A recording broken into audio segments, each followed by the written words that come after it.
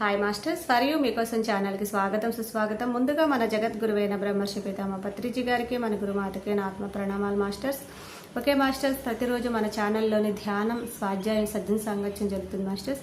అలాగే జూమ్ సెక్షన్లో పాల్గొన్న మాస్టర్లకి, యూట్యూబ్లో చూస్తున్న మాస్టర్లకు కూడా ధన్యవాదాలు తెలుపుకుందాం.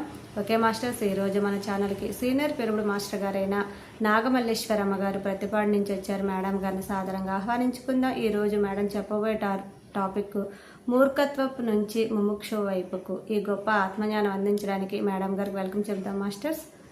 నమస్తే మేడం, వెల్కమ్ మేడం. పత్రిజీ గారికి, బ్రహ్మర్షి తడవర్తి రాఘవరావు గారికి, బ్రహ్మ విద్వర్ష తడవర్తి రాజలక్ష్మి గారికి, అలాగే జూమ్ నిర్వహిస్తున్న సరితాదేవి మేడం గారికి, జూమ్లో పాల్గొన్న మాస్టర్స్ అందరికీ నా ఆత్మ ప్రణామాలండి. నా పేరు నాగమల్లేశ్వరమ్మ, గుంటూరు జిల్లా ప్రతిపాడు నుంచి మాట్లాడుతున్నానండి. మనం రోజు ధ్యానం చేస్తున్నాము, జ్ఞానం వింటున్నాము. మన ఎదుగుదల ఎలా ఉంది అంటే, మనం మూర్ఖత్వం నుంచి ముముక్షత్వంలోకి ఎలా వెళ్ళగలము? ఈ రోజు టాపిక్ ఏమిటి అంటే, మూర్ఖత్వం నుండి ముముక్షత్వం వైపు. జంతు జన్మల నుంచి మానవ జన్మలోకి వచ్చినాక మానవుడు మూర్ఖత్వంలోనే ఉంటాడండి. అక్కడి నుంచి ముముక్షత్వంలోకి వెళ్ళాలి మానవుడు. మరి పత్రిజీ గారు ధ్యానము జ్ఞానం కోసమే అని చెప్పారు. మరి జ్ఞానం ఎందుకు అంటే, కర్మలు దగ్ధం చేసుకోవటానికి. కృష్ణ భగవానుడు చెప్పినట్లు జ్ఞానాగ్ని కర్మ దగ్ధనం అన్నారు. జ్ఞానం అనే అగ్నిలోనే మరి కర్మలు దగ్ధం అవ్వాలి. కర్మల దగ్ధం అయితేనే జన్మ లేని స్థితిని పొందుతాము, ముక్తిని మోక్షాన్ని పొందుతాము. కాబట్టి మూర్ఖత్వంలో ఉన్న మనం ముముక్షత్వం వైపు ఎలా వెళ్ళాలి? మరి మనం ఎటు నుండి ఎటు ప్రయాణం చేస్తున్నాం? పుట్టినప్పుడు జీవుడిగా ఎలా ఉంటున్నాము? మరి ఏ ప్రయత్నం చేస్తే దైవంగా ఎదుగుతాము? మూర్ఖత్వం నుంచి ముముక్షత్వంలోకి ఎలా అడుగు పెడతాము? అసలు మూర్ఖత్వం అనేది ఎప్పుడు వస్తుంది? మరి దాని నుంచి ఎప్పుడు ఎలా బయటపడతాము? ఇవన్నీ తెలుసుకుందామండి. అసలు మూర్ఖత్వం ఎలా వస్తుంది, మూర్ఖత్వం నుంచి ఎలా బయటపడాలి, దాని నుంచి మరి ముముక్షత్వం వైపు ఎలా ప్రయాణం చెయ్యాలి. ఒక ఆత్మ పరమాత్మ నుంచి విడిపడి భూమి మీదకి వచ్చినప్పుడు రకరకాల జన్మలు తీసుకుంటుందండి. అంటే పూర్ణాత్మ నుంచి అంశాత్మగా విడిపడిన ఈ అంశ రకరకాల జన్మలు తీసుకొని, అన్ని జన్మలు 84 లక్షల జీవరాశుల జన్మలు అయినాక చిట్ట చివరిగా మానవ జన్మ తీసుకుంటుంది. మరి మానవ జన్మ తీసుకున్నప్పుడు ఎలా ఉంటుందంటే, ఈ ప్రపంచమే శాశ్వతం అనుకుంటుంది. మానవ జన్మ, జంతు జన్మ నుంచి వచ్చిన మానవ జన్మలో ఉన్న మానవుడు ఈ ప్రపంచమే శాశ్వతం అనుకుంటాడు. మరి శరీరం శాశ్వతము అనే అహంకారంతో, అజ్ఞానంతో ప్రవర్తిస్తాడు. మరి జంతు జన్మ నుంచి వచ్చిన అప్పుడు మానవ జన్మ రాగానే అమూర్ఖత్వమే ఉంటుందండి. అంటే ఈ శరీరం నేను అనుకోవటం, ఈ ప్రపంచం శాశ్వతం అనుకుని అహంకారంతో, అజ్ఞానంతో ప్రవర్తిస్తాడు. మరి ఈ అహంకారము, అజ్ఞానము ఎంత ఎక్కువగా ఉంటే అంత పరమమూర్ఖుల్లా ఉంటాడండి. ఈ అజ్ఞానము, అహంకారము ఎంత ఎక్కువగా ఉంటే అంత పరమ మూర్ఖుడులా ఉంటాడు. కానీ వారు అలాగే ఉండరండి, అలాగే ఉండరు. వారు జన్మలు పెరిగే కొలది అభిప్రాయాలు మారిపోతూ ఉంటాయి. అందుకే ప్రతి జన్మ ఎదుగుదల కోసమే అని మనకు పత్రిజీ గారు చెప్పారు. మన గురువులు రోజు బోధిస్తున్నారు. ప్రతి జన్మ ఎదుగుదల కోసమే. ఎలా ఎదుగుతున్నాము? ఇప్పుడు చూడండి, మనం చిన్నప్పుడు ఎల్కేజీలో జాయిన్ అయ్యాం. మరి ఆ ఎల్కేజీ అయినాక UKG, first class, second class, అలా ఒక్కొక్క క్లాసు ప్రమోట్ అవుతూ హై స్కూల్లో 5, 10, 6, 7, 8, 9, 10 తరగతులు ఒక్కొక్క క్లాసు పాస్ అవుతూ కాలేజీకి వస్తాం. కాలేజీలో డిగ్రీ పూర్తి చేసుకొని మరి పిహెచ్డికి వస్తాం. అంటే ఒక్కొక్క క్లాసులో పాఠాలు పూర్తి చేసుకొని మరి పాస్ అవుతూ ఎలా కాలేజీకి వస్తామో, ఇక్కడ కూడా ఒక్కొక్క జన్మలో పాఠాలు నేర్చుకుంటూ అలా ఎదుగుతూ ఉంటాము. మరి అంశాత్మ ఆత్మలో, ఆత్మ శరీరంలో ప్రవేశించాక. అంటే జీవితంలో ముందు ఏం చేస్తాము అంటే, ప్రాపంచిక విద్యల్లో ఎల్కేజీ నుంచి పిహెచ్డి దాకా ఒక్కొక్క సంవత్సరం పాస్ అవుతూ ఎలా ఎదుగుతాము, మరి ఆత్మ కూడా జన్మ జన్మకి పాఠాలు నేర్చుకుంటూ ఎదుగుతూనే ఉంటది. ఈ ఆత్మకి పురోగమనమే కానీ తిరోగమనము లేదు. జీవితంలో ముందు ప్రాపంచిక విద్యలు నేర్చుకుంటామండి. దానివల్ల మనకు డిగ్రీలు వస్తాయి, పదవులు సంపదలు వస్తాయి కానీ మూర్ఖత్వం పోదు. మరి చూడండి, ఐఏఎస్ ఆఫీసర్ అయినా, కలెక్టర్ అయినా, ఎమ్మెల్యే అయినా, ఎంపీ అయినా వాళ్ళకి పదవులు ఉంటాయి, చదువులు ఉంటాయి, పెద్ద పెద్ద ఉద్యోగాలు ఉంటాయి. నేను ఇంత పెద్ద జాబ్ చేస్తున్నాననే అహంకారం పోదు, నేను ఇంత పదవిలో ఉన్నాననే అహంకారము పోదు, ఇన్ని సంపదలు నాకున్నాయి అనే అహంకారము ఉంటుంది. ఈ అహంకారమే మూర్ఖత్వము. కానీ పూర్వజన్మ సుకృతం ఉంటే ఆ స్థితి దాటొచ్చు. అంటే ఈ పదవులు నేను సంపాదించాను, ఈ ఉద్యోగం నేను సంపాదించాను, ఈ ధనం నేను సంపాదించాను అని అనే అహంకారాన్ని మనకు పూర్వజన్మ సుకృతం ఉంటే ఆ స్థితిని దాటొచ్చు అంటున్నారు ఇక్కడ మరి మహాత్ములు. ఇది వర్తమానంలో ఉన్న స్థితి కాదు.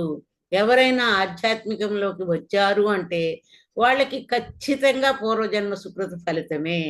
మన జీవితంలోకి మనం పత్రిజీ గారి మార్గంలోకి ఈ సద్గురు మన జీవితంలోకి వచ్చారు అంటే పూర్వజన్మ సుకృత ఫలమే. మరి పుణ్యకర్మల ఫలితం కానీ, అలాగే పూర్వజన్మ సుకృత ఫలితం ఉంటేనే కానీ మనం ఇక్కడికి రాలేమండి. పరమ మూర్ఖులు కూడా మోక్ష స్థితిని ఒకే జన్మలో పొందారనేది మనం ఎన్నో గ్రంథాల ద్వారా తెలుసుకున్నాం. పరమ మూర్ఖులు కూడా మోక్ష స్థితిని ఒకే జన్మలో పొందవచ్చు. ఎంతో మంది భూమి మీద అలా పొంది నిరూపించారండి, అలా పొంది నిరూపించారు. మరి గమనిస్తే ఈ మధ్య కాలంలో మనం వేమనను తీసుకున్నా, త్రేతాయుగంలో వాల్మీకిని తీసుకున్నా మనకు అర్థమవుతుంది. మరి వేమన మరి ఎంతో మరి రాజ్యాన్ని పరిపాలించాడు, మరి వేశ్యల వెంట తిరిగాడు, ధనాన్నంతా పోగొట్టుకున్నాడు. మరి ఆ వేమన ఏమయ్యాడు? ఒకే జన్మలో ఒక మహర్షిగా, అంటే వేమన ఒక మహర్షిగా ఎదిగాడు. అలాగే వాల్మీకి మహర్షి ఎలా ఉన్నాడు? చిన్నప్పుడు రత్నాకరుడిగా ఉన్నప్పుడు ఏ చదువు లేదు, ఒక బోయవాడు. ఆయన అజ్ఞానంలోనే ఉన్నాడు, అసలు అజ్ఞానంలోనే పుట్టాడు, అజ్ఞానంలోనే పెరిగాడు. మరి పెరుగుతూ ఎన్నో పాపకర్మలు చేశాడు. పాపాతి పాపకర్మలు అంటే జీవుల్ని హింసించాడు, దారి దోపిడీలు చేశాడు, మరి ఎన్నో పాపకర్మలు చేశాడు. కానీ నారదులు వారు జ్ఞానాన్ని బోధించారు. నాయన, నువ్వు ఇన్ని పాపకర్మలు చేస్తున్నావు కదా, మరి ఈ పాపకర్మలు ఎందుకు చేస్తున్నావు అని అడిగితే, నా కుటుంబం కోసం చేస్తున్నాను అన్నాడు రత్నాకరుడు. అప్పుడు నారదుడు, నీ కుటుంబం కోసం చేస్తున్నావు కదా, నువ్వు ఒక్కసారి ఇంటికెళ్ళి నీ పాపంలో నీ భార్య గాని పిల్లలు గాని పాపం పంచుకుంటారేమో అడిగిరా అన్నాడు. అంటే వెంటనే ఈ రత్నాకరుడు ఇంటికెళ్ళి భార్యను అడిగాడు, నా పాపంలో పాలు పంచుకుంటావా? నేను కుటుంబం కోసమే కదా ఈ పాపకార్యాలన్నీ చేశాను అని అడిగినప్పుడు భార్య అంది, కుటుంబం పోషించటం నీ ధర్మం, ఆ పాపంలో నేను భాగం పంచుకోను అని చెప్పిందండి. ఇంకా పిల్లలు కూడా అదే మాట చెప్పారు. అప్పుడు అజ్ఞానంలో ఉన్న రత్నాకరుడు మరి నారదుడు జ్ఞానాన్ని బోధించగానే ధ్యానం చేసి గొప్ప మహర్షి అయ్యాడు. అంటే రామాయణం జరగకముందే రామాయణాన్ని రచించాడు. అంటే మహర్షులు అజ్ఞానంలో ఉన్న వాళ్ళు కూడా ఒక్క జన్మలోనే మోక్షం పొందవచ్చు అని వేమన వాల్మీకి మహర్షి మనకు నిరూపించి చూపించారండి. అంటే ఋషి అయ్యాడు, వాల్మీకిగా మారాడు. మరి పుట్టుకతో అందరూ అజ్ఞానంలోనే ఉండొచ్చండి.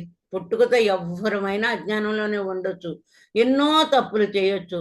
ఇక్కడ తప్పులు అంటే స్వార్థం కోసం ఎదుటి వాళ్ళని బాధ పెట్టడం, మన స్వార్థం కోసం ఎదుటి వాళ్ళని బాధ పెట్టడం, అలా బాధ పెట్టడం తప్పు అని కూడా గ్రహించరండి.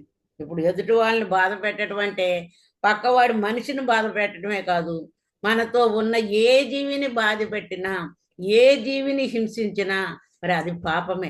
అంటే నా స్వార్థం కోసమే కదా ఆ జీవిని హింసించాను. మరి జీవులన్నీ హింసించి మాంసాహారం భక్షిస్తున్నారు అంటే స్వార్థంతో రుచికరంగా తినాలని, నాలుక రుచి కోసమే వాళ్ళు మరి ఆ స్వార్థంతో వాటిని హింసిస్తున్నారు, భక్షిస్తున్నారు. అంటే మీకు తప్పైనది ఇంకొకరి కరెక్ట్ అవుతుంది. ఎందుకు? నేను మాంసాహారం తప్పు అని అందరికీ ధ్యానం బోధిస్తూ చెబుతున్నాను, పత్రిజీ గారు బోధించారు. కానీ ఇది ఇంకొకరికి రైట్ అవుతుంది. నా కుటుంబంలోనే ధ్యానంలోకి రాని వాళ్ళు ఏమంటున్నారు, మాంసాహారం తప్పు కాదు, అది ప్రోటీన్ లభిస్తుంది, మరి మనిషికి బలం, డాక్టర్లు కూడా తినమంటున్నారు మరి అని చెబుతున్నారు. అప్పుడేమవుతుంది, అది నాకు తప్పయింది, ఎదుటి జీవిని చంపటం హింసించటం నాకు తప్పైతే అదే విషయం ఎదుటి వాళ్ళకి కరెక్ట్ అయింది. మరి మీరు కరెక్ట్ అనుకున్నది ఎదుటి వాళ్ళని బాధ పెట్టి ఉండొచ్చు. అంటే నేను కరెక్ట్ అనేది, వాళ్ళు మాంసాహారం వద్దంటే బాధపడుతున్నారు కాబట్టి వాళ్ళకి కరెక్ట్గా ఉంది మాంసాహారం తినటం, నాకేమో తప్పుగా ఉంది. అంటే ఎదుటి వాళ్ళను బాధ పెట్టి ఉండొచ్చు. ఎందుకు బాధ పెడుతున్నాము, నాకు కరెక్ట్గా ఉన్నది వాళ్ళకి బాధ కలిగిస్తుంది. కానీ గురువు వచ్చాకే మనం సత్యం తెలుసుకునే అవకాశం ఉంటుందండి. జీవితంలోకి ఎప్పుడైతే సద్గురువు వచ్చాడో మరి అప్పుడే సత్యాన్ని తెలుసుకోగలుగుతాము. గురువు రాకముందు అసత్యంలో జీవిస్తూ అదే సత్యం అనే భ్రాంతితో ఉంటూ అజ్ఞానాన్ని పోగొట్టుకోలేము. గురువు వచ్చే వరకు అసత్యంలోనే ఉంటూ మరి అదే సత్యం అని భ్రాంతి భ్రమల్లో బతుకుతామండి. అప్పుడు అజ్ఞానం పోనే పోదు.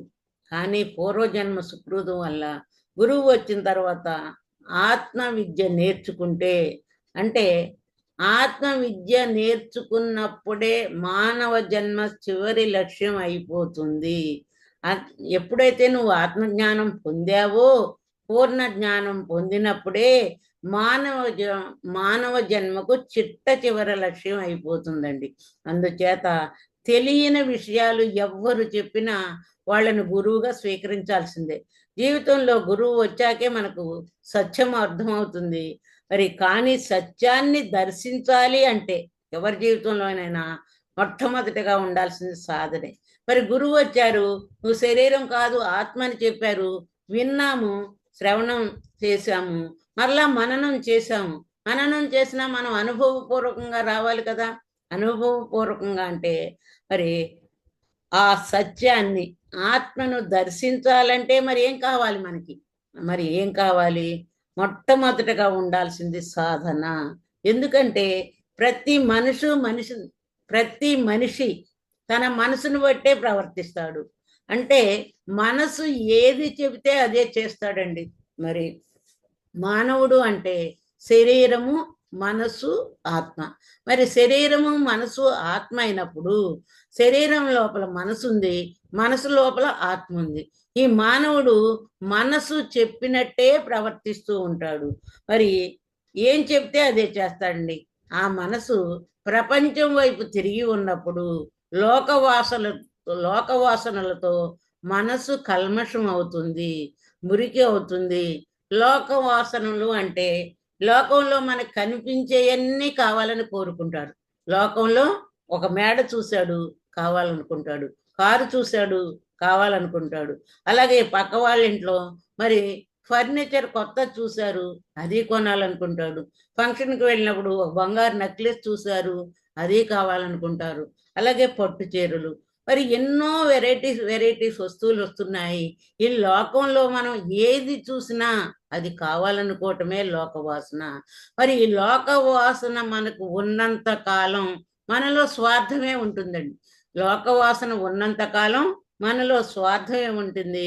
అసలు ఎదుటి వారి గురించి ఆలోచించరు.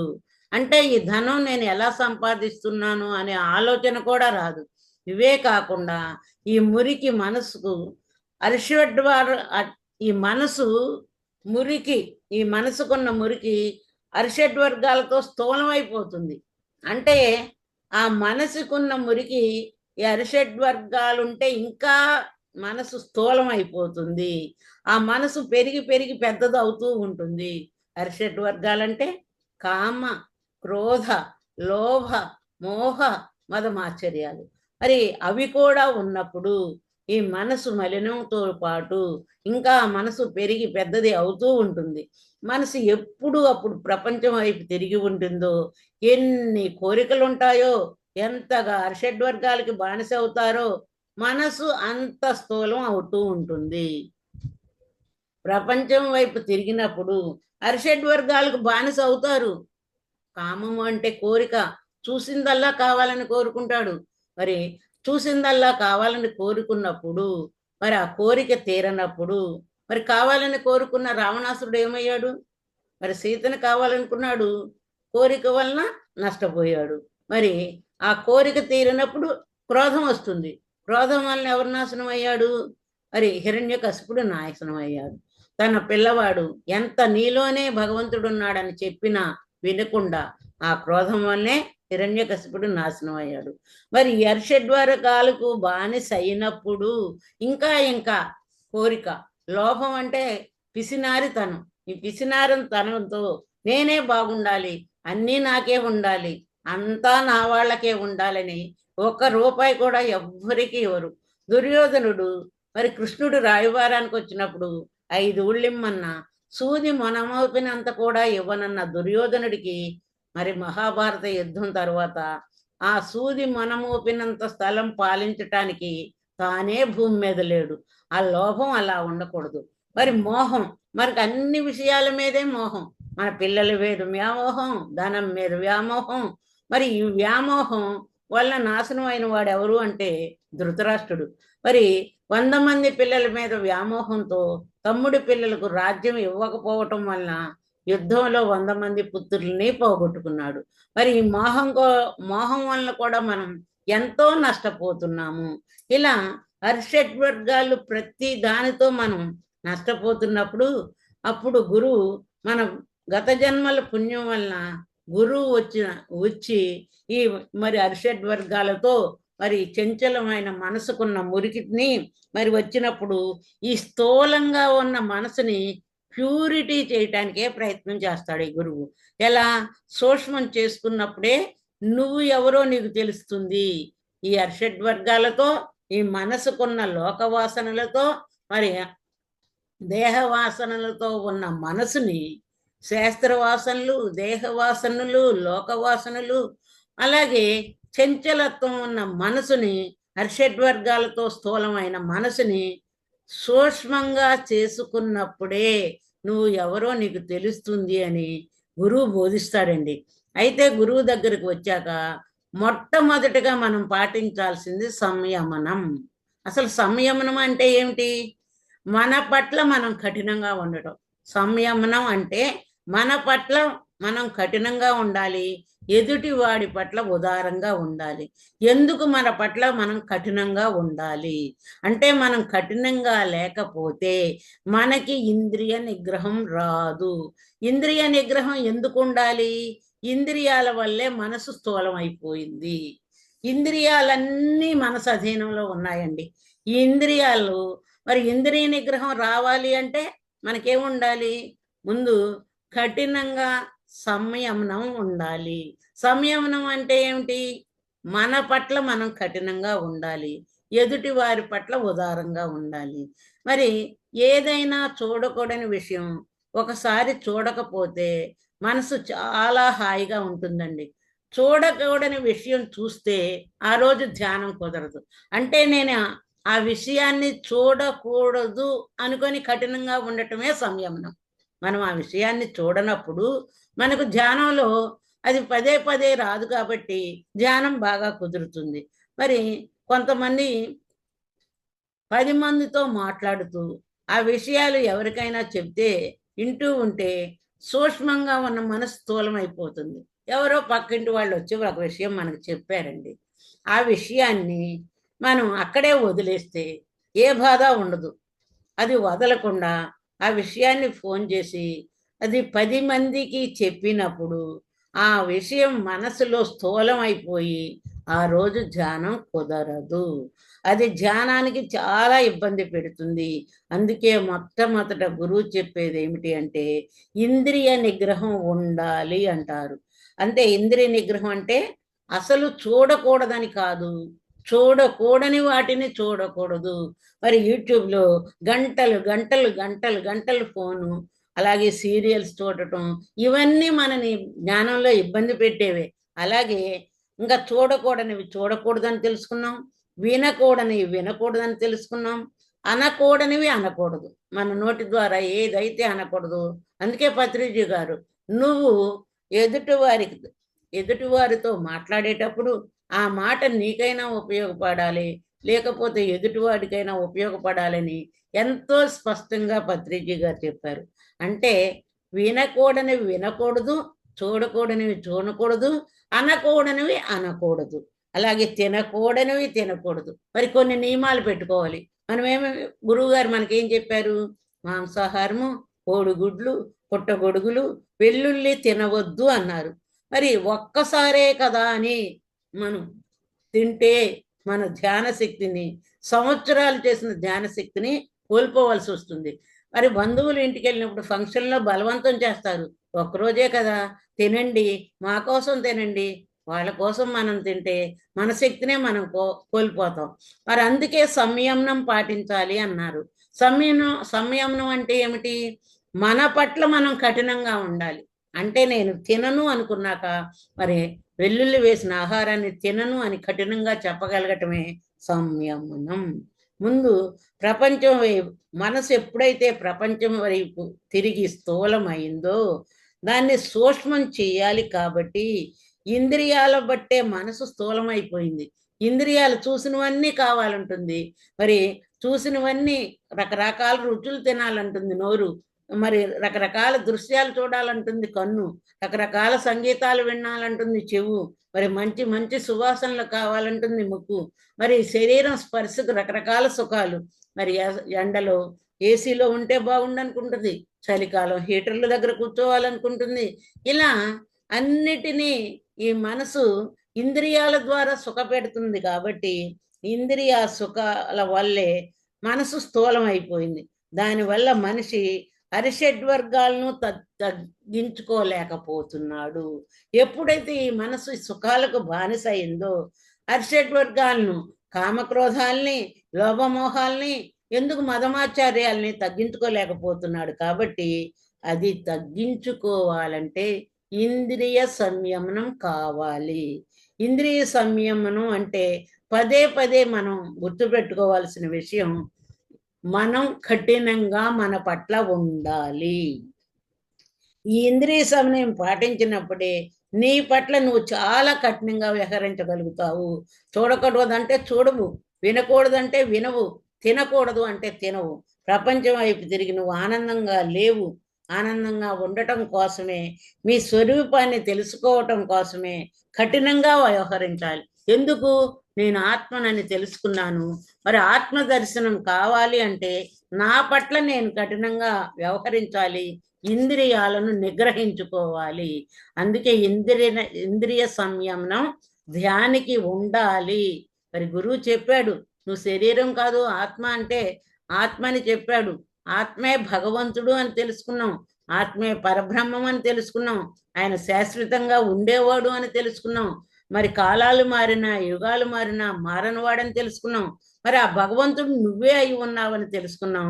మరి అన్ని విషయాలు మనకు బోధించిన ఆ మనసుకున్న గుణాల వల్ల, స్థూల మనసు వల్ల నమ్మకం రావట్లా.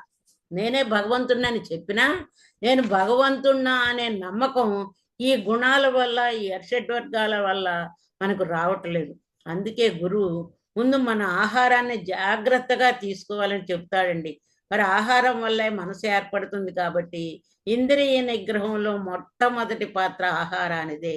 మరి ఆహారం ఎంత జాగ్రత్తగా తీసుకుంటామో అంత బాగా మనసు ప్యూరిటీ అవుతుంది.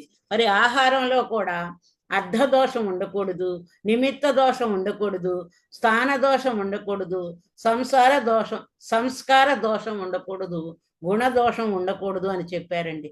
మరి ఆ అర్ధదోషం అంటే ఏమిటి? అర్ధదోషం అంటే మనం ఎంత ధనం సంపాదించినా ధర్మబద్ధం కాకపోతే ఆ ధనంతో తీసుకున్న ఆహారం తింటే అప్పుడు ధ్యానం కుదరదు. ఒక సాధువుని, మరి అందుకే భగవద్గీతలో శ్రీకృష్ణ భగవానుడికి కూడా యుక్తాహార విహారస్య, మరి యుక్త చేష్టస్సు కర్మతో యుక్త స్వప్నావబోధస్స యోగభవ దుఃఖ అన్నాడు. అంటే యుక్తమైన ఆహారము, యుక్తమైన వ్యవహారము ఉండాలని చెప్పాడు. మరి ఇది అర్ధదోషం అంటే ఒకసారి ఒక సాధువుని మరి ఒక వ్యక్తి భోజనానికి పిలిచాడటండి. మరి ఆ సాధువు భోజనం చేసి ఆశ్రమానికి వెళ్ళిపోయాడట. ఆయన ఆశ్రమానికి వెళ్ళిన తర్వాత ఆయన సంచి పక్కన పెట్టి ఆయన పనులు ఆయన చేసుకుంటూ ఉన్నాడట.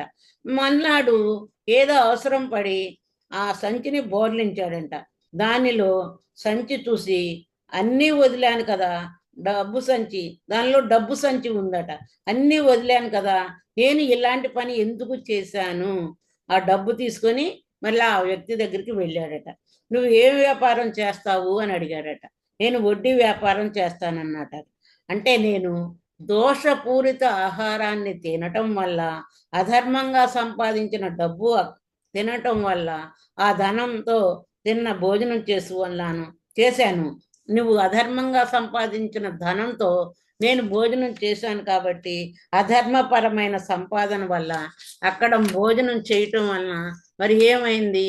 నేను దోషపూరితమైన డబ్బును దొంగతనం చేశాను. అంటే తనకు తెలియకుండానే ఆహారం తినటం వలన ఆ ధనం సంచిని తీసుకువెళ్ళాడు. కాబట్టి మరి అర్ధదోషం ఉండకూడదు, మనం తినే ఆహారం ధర్మంగా సంపాదించిందై ఉండాలి అన్నారు. అలాగే నిమిత్త దోషం. నిమిత్త దోషం అంటే ఏమిటి? వంట చేసే వారి మనసట ఎప్పుడు ప్యూరిటీగా ఉండాలట.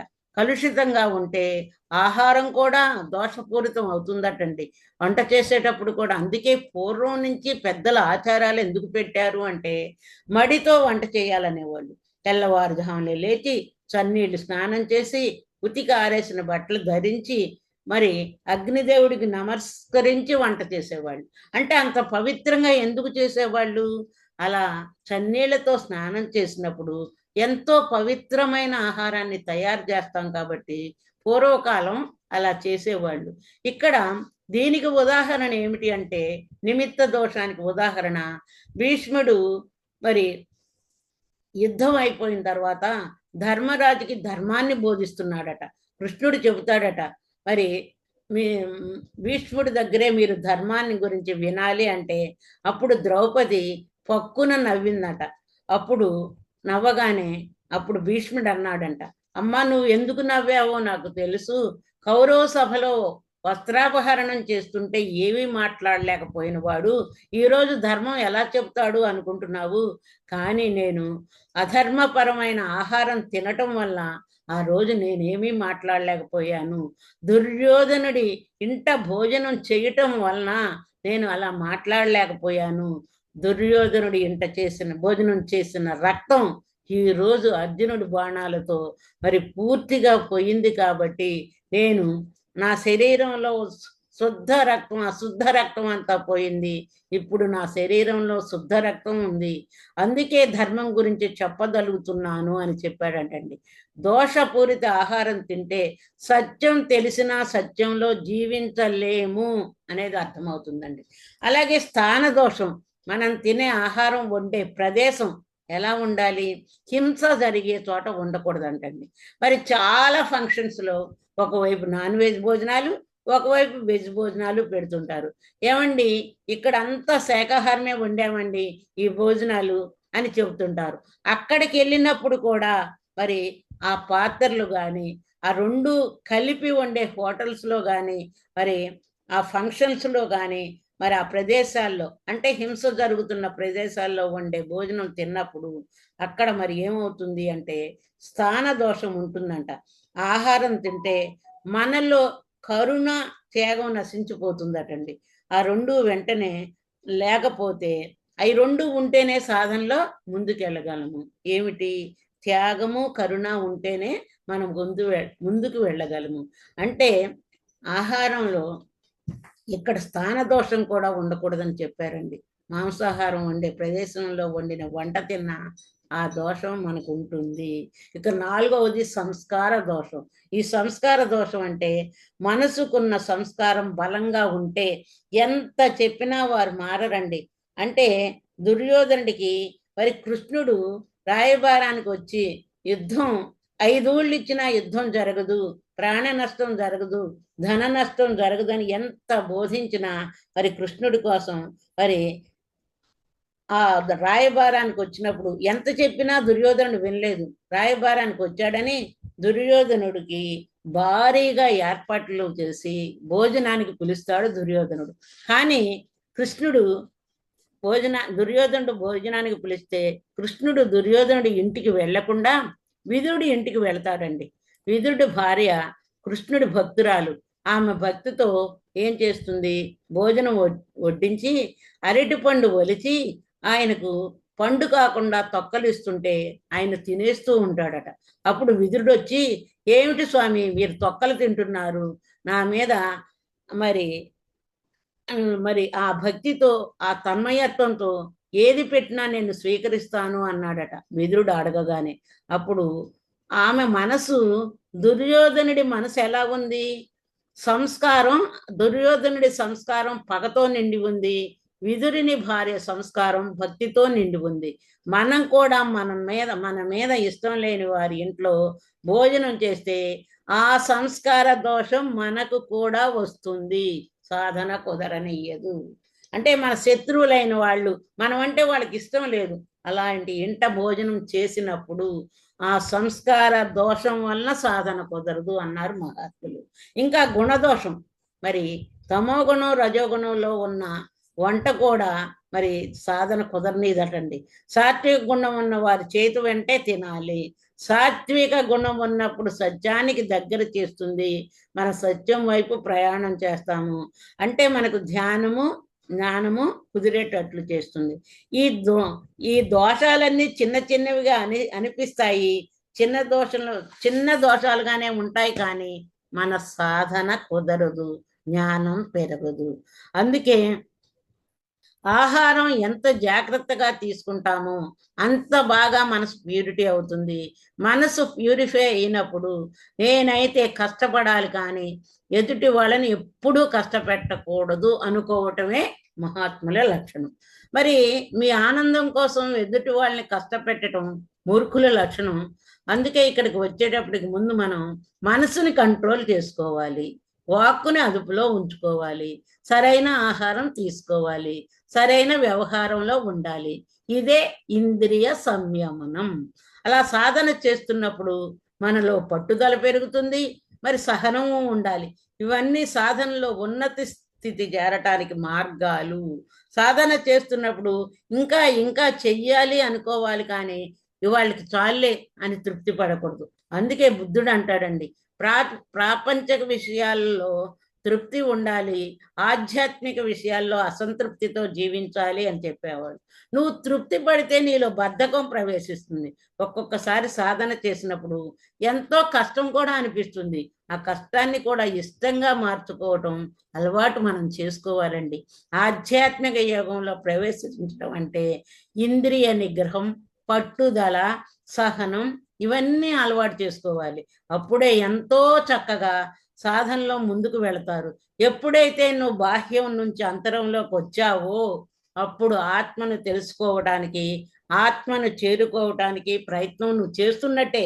ఆధ్యాత్మిక మార్గం అంటే ఆత్మతో అనుసంధానం అవ్వటానికి నీ మనసు ప్రయత్నం చేస్తుంది అని అర్థం. ఇక్కడ మనసు ఆత్మ కలయికనే ఆత్మయోగం అని, దాన్నే ఆధ్యాత్మిక యోగం అని కూడా అంటారు. బాహ్యంగా ఉన్న మనసు ఏమవుతుంది, అంతరంలోకి తీసుకురావటమే ఆధ్యాత్మిక యోగంలో ప్రవేశించటం. ఆధ్యాత్మిక యోగంలో ప్రవేశించిన వారు బాహ్య విషయాల్ని తగ్గించుకుంటూ, ఇంద్రియ సమన్వయం పాటిస్తూ, పట్టుదలగా ధ్యానం చేస్తూ, గురువు మాటల్ని వింటూ ఇంకా ముందుకు వెళ్ళినప్పుడు వాళ్ళల్లో మెల్లిగా దుర్గుణాలు పోయి మంచి గుణాలు ప్రవేశిస్తూ ఉంటాయి. మంచి గుణాలు ప్రవేశించడం అంటే స్వార్థం పోతుంది, త్యాగబుద్ధి వస్తుంది. అంటే నేనెందుకు చెయ్యాలి అనే స్వార్థంతో ఉన్నవారు సర్వజీవుల సేవే సర్వేశ్వరుడి సేవ అని తెలుసుకొని త్యాగబుద్ధితో జీవిస్తారు. వాళ్ళు హింసించరు జీవుల్ని, ఎదుటి వాళ్ళను కూడా హింసించవద్దు అని బోధిస్తారు. ఆ సేవా మార్గంలో ఉంటేనే మనకు భగవంతుడి కృప కలుగుతుందండి.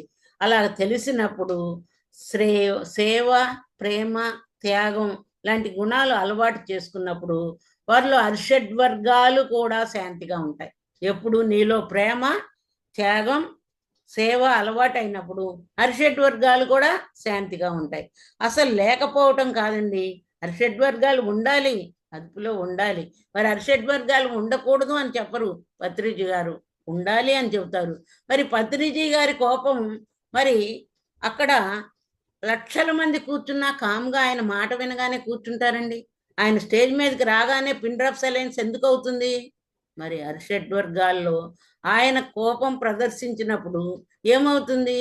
అది అందరికీ మంచి జరిగింది. అంటే మహాత్ముల కోపం మంచి చేస్తుంది. ఇక్కడ చీటీ మాటికి మనకి అరిషడ్ వర్గాలు విజృంభించకుండా ఉన్నప్పుడు ఆధ్యాత్మిక మార్గంలో ఆత్మ వైపు ప్రయాణిస్తాం. ఒకే మాటలో చెప్పాలి అంటే బాహ్యంగా ఉన్న మనసుని అంతరం అంతరంలోకి విషయాల వైపు తిరిగి ఉన్న మనసుని ఆత్మ వైపుకు తిప్పుతున్నాము. అర్థం చేసుకోవాలి. అలా మనసుని భిన్నత్వం నుంచి ఏకత్వానికి తీసుకొస్తున్నాము. అంటే సృష్టిని చూస్తే భిన్నత్వంలో ఉంటుంది మనసు. ఆత్మ వైపు తిరిగినప్పుడు ఏకత్వం అంటే అంతా ఒక్కటే, అంతా ఆత్మమయమే అని అర్థం అవుతుంది. రూపాలు చూస్తే మనకు భిన్నత్వంలో ఉంటుంది, కానీ ఆ రూపాల వెనక చైతన్యాన్ని చూడగలిగితే మనం ఏకత్వంలోకి వస్తాము. యోగము అంటే కలయికండి. అంటే మనసుని ఆత్మలో లయం చేయటమే. అప్పుడు అది మనసుగా ఉండదు, ఆత్మగా ఎదిగి మిగిలిపోతుంది. అందుకే ఎవరైనా సేవా మార్గంలో ఉన్న ఆధ్యాత్మిక విషయాలు బోధిస్తున్న ఆధ్యాత్మిక స్థితి కలుగుతుంది, ఆధ్యాత్మికంగా ఉన్నత స్థితి కలుగుతుంది. అంతేకాదు నువ్వే దేవుడు అని తెలుసుకోవాలి, ఫస్ట్ పాయింట్. మరి ఆత్మదర్శనం పొందాలి అని చెప్తున్నప్పుడు, అటువంటి పనులు చేస్తున్నప్పుడు వీడు ఆత్మగా జీవిస్తున్నాడు, వీడి పనులన్నీ ఆత్మోన్నతి కలిగించే పనులే అని అర్థమవుతుంది. అప్పుడు నీకు ప్రకృతి సహకారం కూడా ఉంటుంది.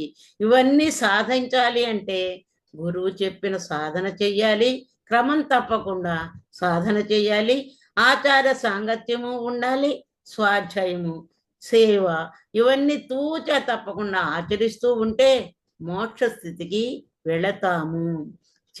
చెప్పడం ఎవరమైనా చెబుతామండి. పండితులు కూడా చిలకల్లా పలుకుతారు, కానీ అలా పలికే వాళ్ళు మోక్ష స్థితికి వెళ్ళలేదు. కారణం ఆచరణ ముఖ్యం. అందుకే పత్రిజీ గారు ఏం చేశారు?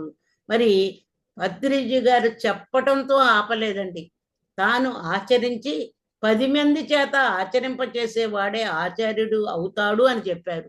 తాను ఆచరించి అందరినీ ఆచరింపచేశారు పత్రిజీ గారు.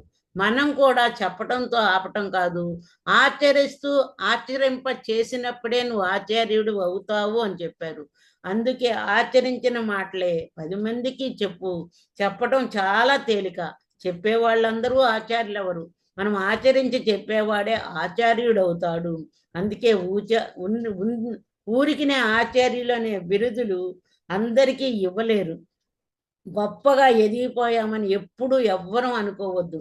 గురువు చెప్పింది ఎంతవరకు నేను ఆచరిస్తున్నాను, ఎంతవరకు నేను ఇంద్రియ సంయమనం పాటిస్తున్నాను, చెప్పిన విషయాన్ని ప్రతి విషయాన్ని ఆచరించగలుగుతున్నానా అని మనకి మనం ప్రశ్నించుకోవాలి.